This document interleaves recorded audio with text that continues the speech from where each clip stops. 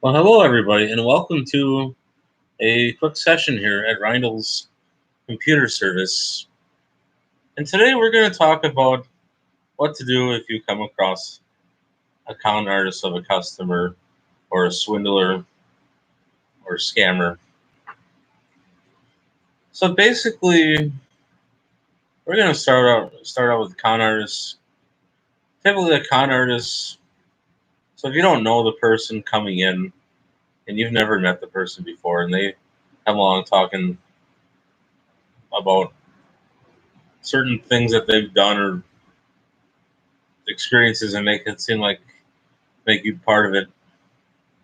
In a way, that's a form of playing a con, because you're conning people into thinking you do things when you really don't.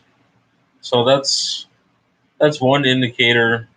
Another indicator is if they brag about stuff that, like, if they brag about, like, we do this, and there's three parts to that specific section, and I was reading about it last night because I was thinking to myself, that subject would make a great video to talk about. But there's three different sections to it. And the other thing is, let's say that they come in, and sure, they have money to pay for something, but they're like $1 or $2 short. And they're like, oh, I'm a little short. And the thing is, you can't really give in to them. Now, if they're like a penny or two short, yeah, you kind of give a little there, but anything more than that, I would say, sorry, you're. I'd say I'm sure you got a penny or two lying around in your car somewhere, or $1 or $2 rather. But if they're like a penny short or something, yeah, you kind of could give the difference.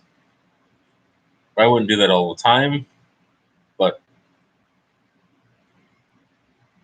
or if a con artist comes in and tells a personal life story to you and acts as if they knew you,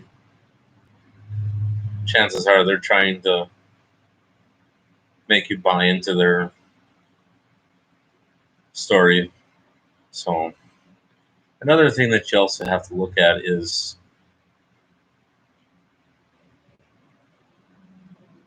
if they got like usually a con artist is a very intelligent person. They're not a dummy. They may play you as being dumb and idiotic, but deep down they know what they're doing. A lot of times they got a secret agenda that they're trying to push across. I wouldn't call the cops on a con artist, because a lot of times you can talk them down from doing something repulsive or doing something that they're going to regret. Because logically, you can. There's ways that you can talk people down,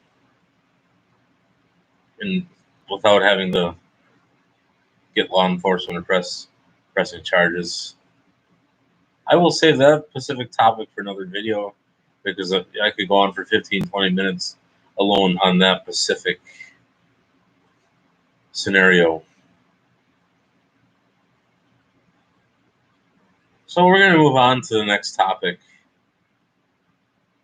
So if you got a scammer that comes in, so let's say, for instance, you got a pawn shop, and the scammer brings in a box, like this, for instance, this is a Wi-Fi booster.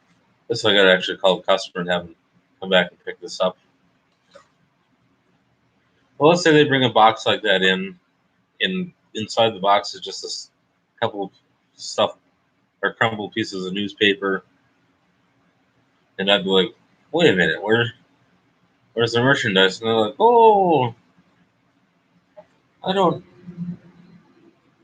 The thing is, if you're running a pawn shop or or a computer establishment, if you're buying people's used equipment or buying stuff from or doing consignment deals, check the merchandise over first. Make sure everything works in front of the customer, so that way they can't come back and say that you damaged their goods. And actually, it wouldn't even be the worst to have surveillance cameras up so that you can record what you're doing. So even if they came back and accused you, you could say, "Well, let's." So you think so? Come on back and we'll watch the security camera footage and show you what we exactly did. And just because if you don't actually have physical evidence, you don't have a leg to stand on, because it would be your word against their word. And if they took you to like small claims court or something, chances are, if you don't have any evidence to back it up, they would be able to sue you. But if you had evidence, not only that, but you'd probably also have to pay like a fine of some sort. And you wouldn't get, either you or the defendant would get the compensation. Because if you went to a municipal court, chances are the city would make money off of that deal. And in some cases, the judge might make the defendant pay you restitution for scamming you. I'm not really a municipal judge or working or any experience with the municipal scenarios when it comes to in the courtroom or anything like that. But there's like certain clauses and loopholes that they have that they can do, pull off certain stunts like that. You as the consumer or the business owner, a person should study up on those laws of buying and selling, and so that you have a knowing of what to expect, what rights you have as a consumer, or what rights you have as a business owner in a situation like that. I have not fully studied into it, but I kind of have watched a few videos. You don't have to be a rocket scientist to run a business, or a rocket scientist to know all those different subjects out there. All you gotta do is just read a lot of books and do a lot of reading, and you can learn a lot of valuable information. And watch a few YouTube videos along the way, or learn a lot of stuff in college. It doesn't really matter how you do it.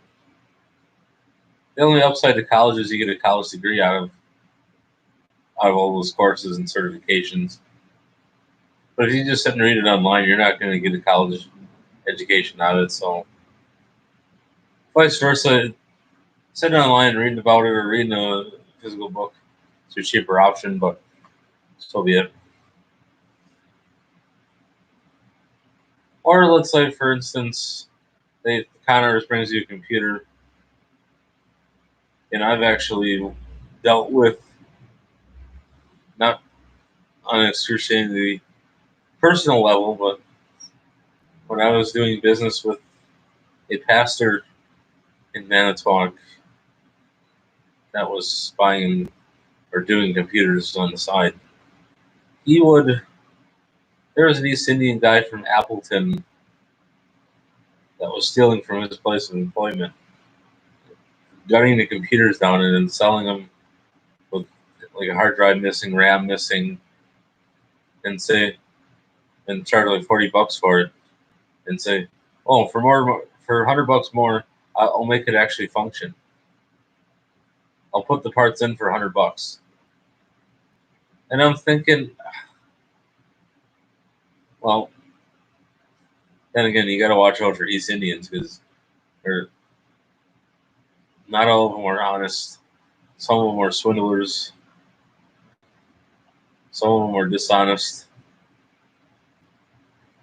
And that one guy from Appleton that was doing computers, he was dishonest because he was selling computers that are selling faulty computers.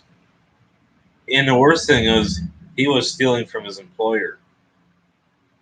I think that was Milwaukee PC of Appleton that the guy worked for. Why would you steal from your employer and sell under the table? And the worst thing is, he was even selling stuff that didn't work.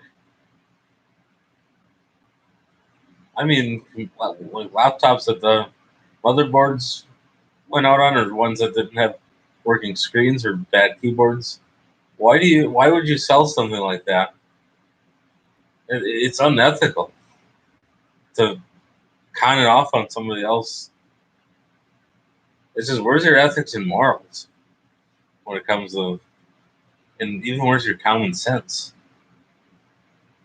Well, I guess the guy never had any common sense or any morals or ethics. So be it. And another thing that you also have to think about it when you're running a business. If you got like a showroom or something, you might want to have an understanding of how loss prevention works, because you might have somebody that comes in that might be trying to steal merchandise from you. The thing is, you don't want to follow them around and act all creepy and sit and stare at them. But like I said, one thing you want is to security cameras. Another thing that you would also want to have is motion detectors at the door. So if they took merchandise out, that alarm would go off, and all you could say is, "Can I help you with something?" You want to check that out. And the thing is, and even if you got like boxes or something like that, and they're walking around putting stuff in another box just to conceal what they're trying to buy, open that box up and make sure that there's no other hidden merchandise in there. And you just ask that person, "Do you want to buy it? Did you want to buy this item?" And if they want to,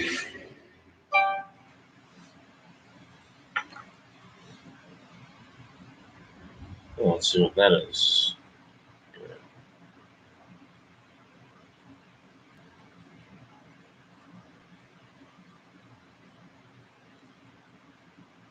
Oh, 4147 something.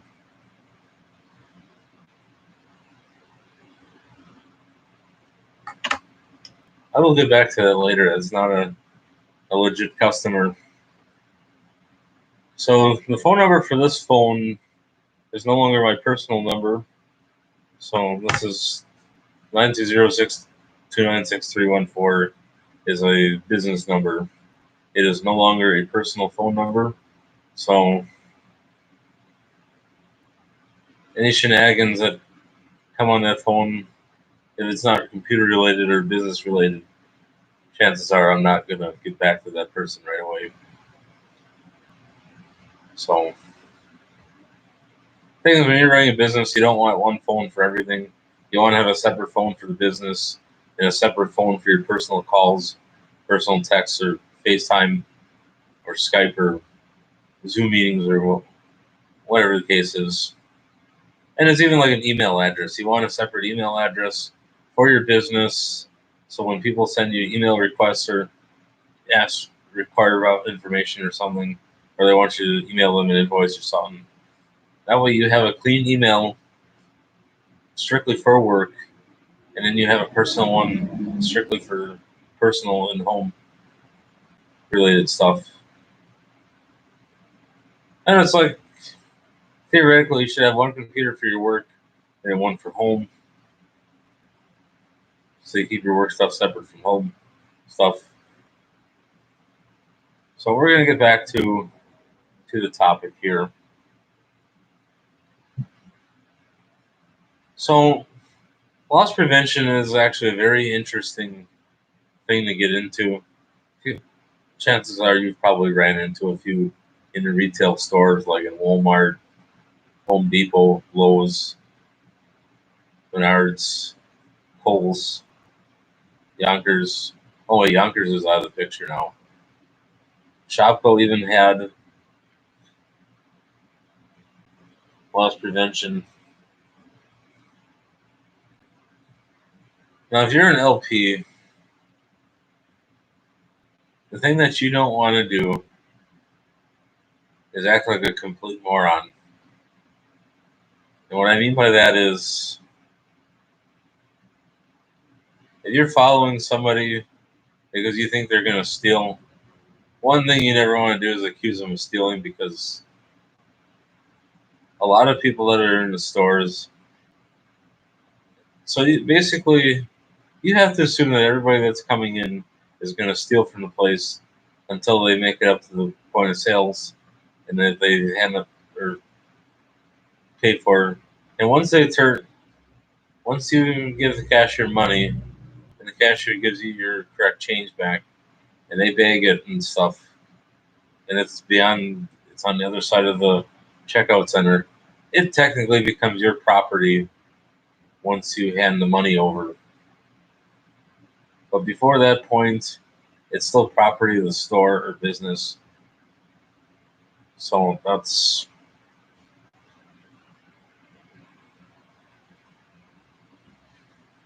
so another thing that you also have to put into consideration is a lot of times LPs, they're not obviously going to wear a Walmart uniform or a Menards uniform or Lowe's or Home Depot. They're going to blend in with the crowd. And the easy way of spotting them is just through the corner of your eye. If they're, chances are that what they do is you go through one aisle and they'll be on the other side of the aisle, just kind of poking their head around, seeing what you're doing. And it's kind of fun to put them in their place as well when you're the consumer. And all you got to do is just say something I can help you with. And a lot of times they'll walk away, and then you don't ever see them again for the rest of your remainder visit at the store. Because obviously your every move in the store is being recorded on camera. So a lot of times LPs, the reason they don't use walkie talkies anymore is because they're trying to disguise themselves. So instead what they do is they're running around the store texting LP management saying, okay, he's on the move here. And in loss prevention, you can't really physically contact somebody or detain that person. That's basically for law enforcement to do, because you don't want to get into a confrontation with. All they can do is just ask you to come to their office, but you don't want to get into a confrontation or cause any violence or injure anybody or kill anybody. So, because you will not only lose your job, but you could also face criminal charges. So, that's something that you need to be careful of. Loss prevention, I could probably go on for another hour and a half on all the tactics and stuff, but if you're really that curious about it, there's a lot of great resources out there, a lot of great videos. But we're gonna wrap it up pretty quick. There's just a few more points that we'll cover. So loss prevention. So if you're in a store, like I said, not everybody is a shoplifter that comes in. There are some people that have natural nervous anxiety when they are out in public, because I don't even have to say that I got nervous anxiety when I go shopping, especially when the store is crowded. Sometimes you might act nervous and shifty in that. 50% chance of those people out there that they're trying to see if they can steal something, and the other 50% that are nervous have social anxiety problems where they don't intend to steal, but they're afraid that they're going to run into somebody that they know or that it's just going to get too overly crowded, and they just hurry up and get what they have to get and get out, pay for it, and get on their way. And unfortunately, all LP people categorize those people as shoplifters or potential shoplifters.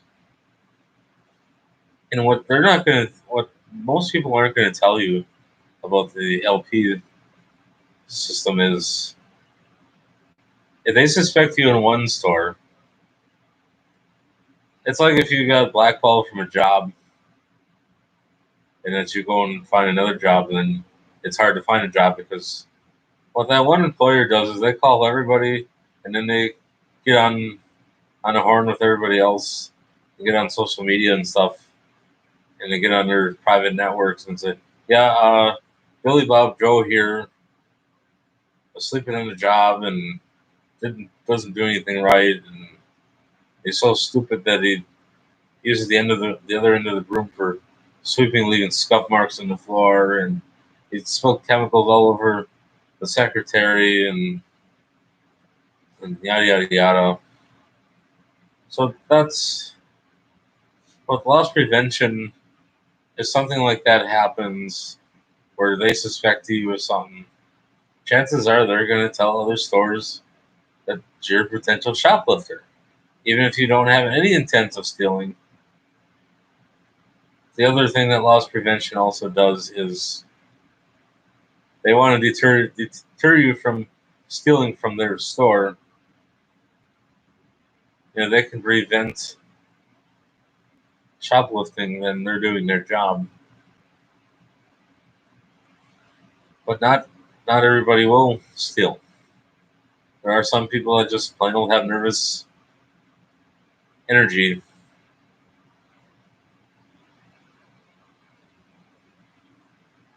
and then sometimes they even because usually like somebody that's intending to steal, they're always looking around, looking over their shoulders, or they're paying more attention to store employees than to their own shopping.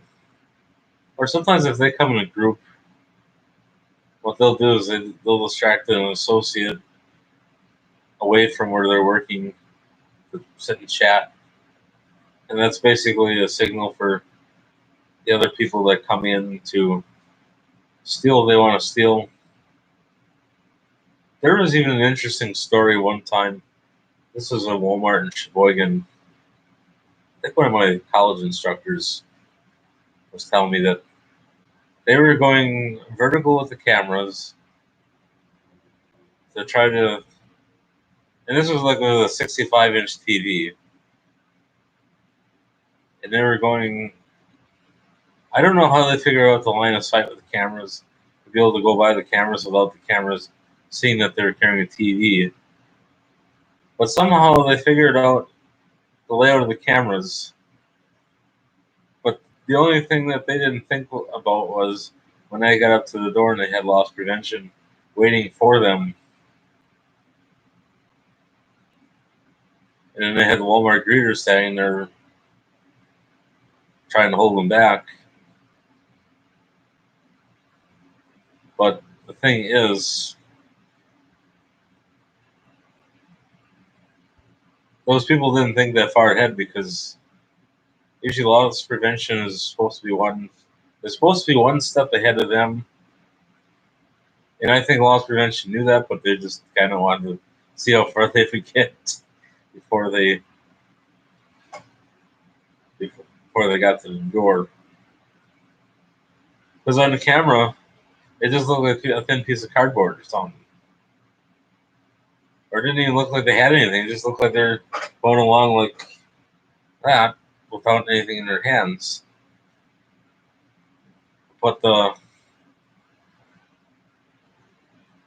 obviously any employee on the floor would have noticed that suspiciously. And the thing is, they're not going to get away with stealing the TV. Because even if they did sneak past, even if somebody wasn't paying attention, those alarms at the door would go off. And there's surveillance cameras out in the parking lot. So they would see somebody's running off of a big TV or a group of people running off of it. And chances are law enforcement will be waiting in the parking lot to apprehend them. And chances are they would not only would they get arrested, but they would probably have charges against them. And then on top of that, they would have to sign a waiver saying that they would never come, that they're not allowed, that they understand that they're not ever allowed back in the store. Or sometimes they might even make them pay restitution plus the price of the merchandise. So let's say you sold a $2,500 TV. Chances are you probably end up paying $5,000 in fines. So, and then the thing is, when you steal, not only does it also drives all the prices up of the other stuff because you're losing. You got to compensate for what you lose, and then that's why all your prices are, are go up constantly.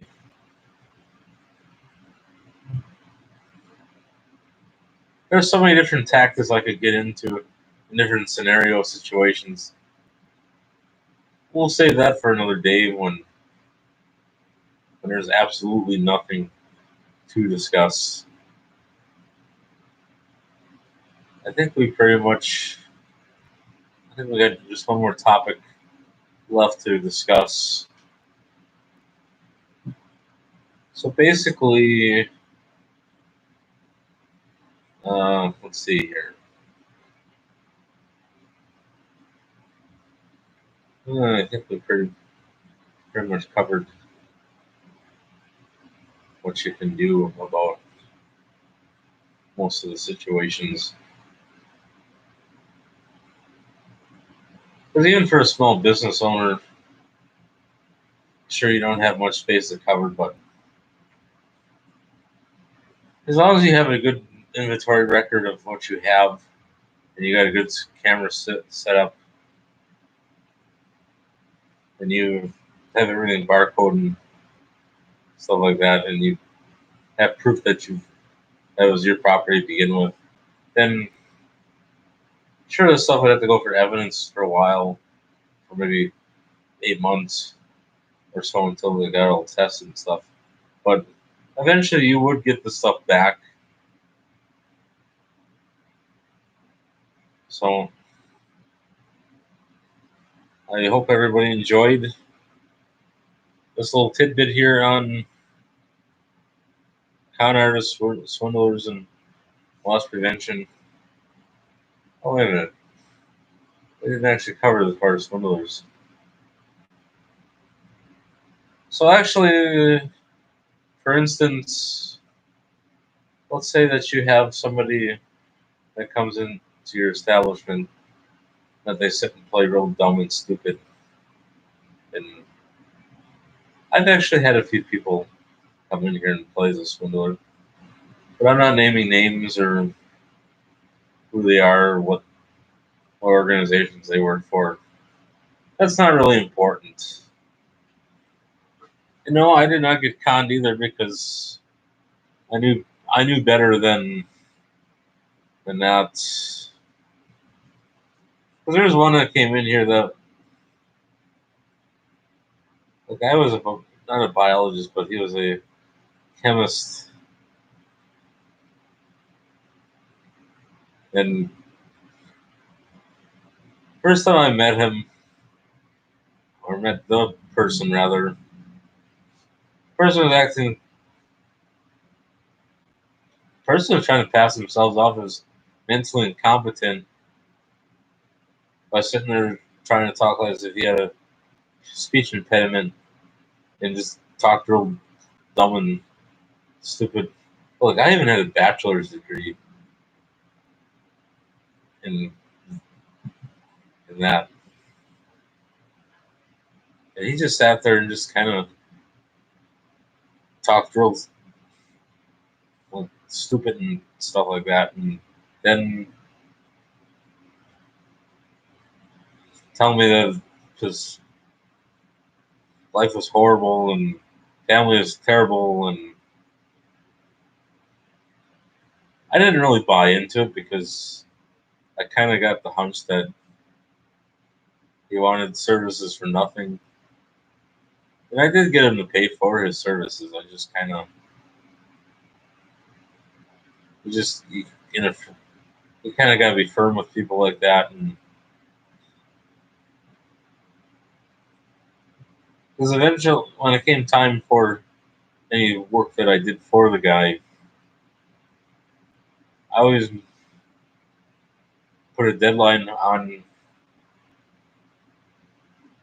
his invoice. If you don't pay within a certain amount of days, that that like a third party collection agency would be contacting you if you don't pay up, either in a check made out to me or cold hard cash. Luckily, it never got to that point where I had to call a collection agency to collect on somebody. Thank God for that, because that's a real fiasco in itself.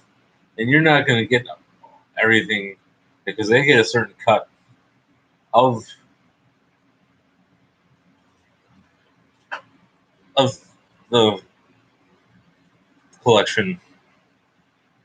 I think it's like 30 to 50% that they get from each collection. So that's definitely something that he only uses as a last resort. Well, basically, a guy also tried to swindle me down on computers, and I just said, "You're already getting a deal. You don't want to spend that much, so this is what you can buy for this money." And after kind of hashing it out with him, very rarely, very rarely do you have to do that, but with special people like this person, you got to kind of handle with kid gloves. And sometimes in a situation like that, calls for psychological warfare. Not warfare, but just you kind of stoop down to their level for a little bit. Sometimes it works, sometimes it doesn't. It depends on the person coming in. Because not all swindlers act and operate in the same way. But I think we've pretty much come to an understanding of each other. But the only thing that you also have to realize is, sure, they'll be nice to your face, but chances are they might make fun of you behind your back. But if they do, don't take it personally, because it doesn't really pay. And if they make fun of you to your face, you got certain advantages that you can use against them. All you can do is just refuse service in the future, or blackball them to other service providers or other computer salesmen, saying, so and so behave this way, and so is kind of insulting, so you might not want to ever do anything with this guy. So there's ways. But basically, life is too short to sit and dwell on specific customers that cause you grief or trouble. You just move on. Because basically, you don't have to do business with that person. You don't have to continue doing anything with them. But you don't want to cut your ties permanently either, because otherwise, sometimes it could even turn out where they turn themselves around and they actually help you by spreading the word that you're the only guy that can get the job done. Go see this guy; he'll take care of your needs. I have people that actually help me out with advertising and stuff like that and spread the word. If it wasn't for those two people, I don't think I was. I think things would be a lot harder around here than they actually are now. It's not perfect here, but financial wise, I can't really complain because there is cash flow coming in. Not as much as I'd like, but at least I'm seeing some. So if you can make a sale a day on a computer in a small establishment like that, you're doing really well for yourself if you can make a sale a day on any item. And today was a service invoice sale. So if you can make like $100 a day or $200 a day on something, and if you only make like 4 sales a week, you got $400 for the week. So it's not that good of money, but for starting out, you can't really complain. I'm not saying that's what I get per week, but that's a good basic to start out on. So on that note, I hope that was useful information.